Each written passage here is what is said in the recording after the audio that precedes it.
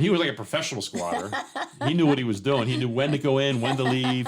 He knew how to get in, how to get out. Yeah. The police arrested him, took him off, and then he was back 2 days later Right. in the house again. This is Las Vegas Real Estate Now with local real estate expert Harvey Blankfeld. Now, I had another situation. This is a far more interesting story in terms of a sale. Just a couple weeks ago, we closed on a high rise. I won't say which building because it's kind of damaging to the building, the story. We closed on a high rise, high up, 36th floor, nice unit. We were scheduled to close on that Thursday, and the buyers were out of town.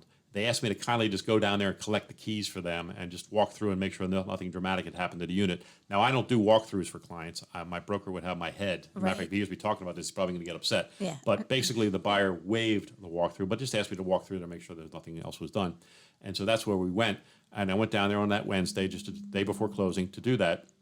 And in doing so, found that the place was in good order and collected the keys and got everything ready to close for the next day. Well, unfortunately, we didn't close the next day. The closing was delayed. I'm not going to say why, but it was delayed for a day. So we ended up closing till late Friday. The buyers ended up coming down on Saturday to come in and move into their unit, although they were having renovations done to it. They wanted to kind of just see it and be here for the weekend. Yeah. And they came down and they found people living in their unit on the 36th floor of a high rise. They walked in and people were in the place. They were in there. Now, and the people in there were terrible, terrible things were happening. Number one, they were tearing out all the kitchen appliances. The people that were in there? Yeah, they were tearing out the kitchen appliances. They were tearing out the window treatments. They had like laid out blankets. They were sleeping in there. There was all kinds of illegal paraphernalia going on. Oh, drugs. There was drugs in there. There was bad things happening in this home. And there was like 4 people in there. So they immediately they called me. And said, Well, so let me. at first I was shy. Like, you're kidding, right? I need to get the visual. Okay. So your clients open the door. Yeah. They walk in.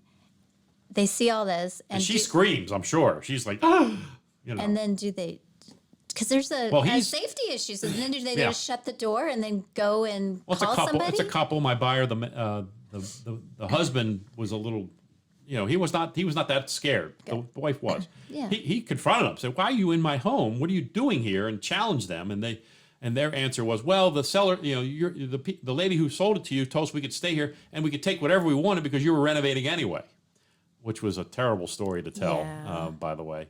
And then when as that happened, they called me right away. I said, at first I was shocked. I'm like, "Wait, no, you're kidding, right?" No. And they said, "Well, call the police." And they did. They called the police. The police came out. They got them out of there. A couple people scrammed. They shot out of there. Especially with drugs there. Yeah, they shot out of there. They did catch 1 or 2 of them, and they're going to end up prosecuting these people for the damages and for all that stuff. So this was an awful story. Here's So people a couple moving. people stayed behind. What's that? A couple of these. They were stuck there. They couldn't escape for whatever reason. They were cornered or whatever. They couldn't get out, so they got caught. And one of them actually was a resident in the building. He lived in the building, and it was just an really ugly situation. And so the building has some culpability. The seller certainly has some culpability in this.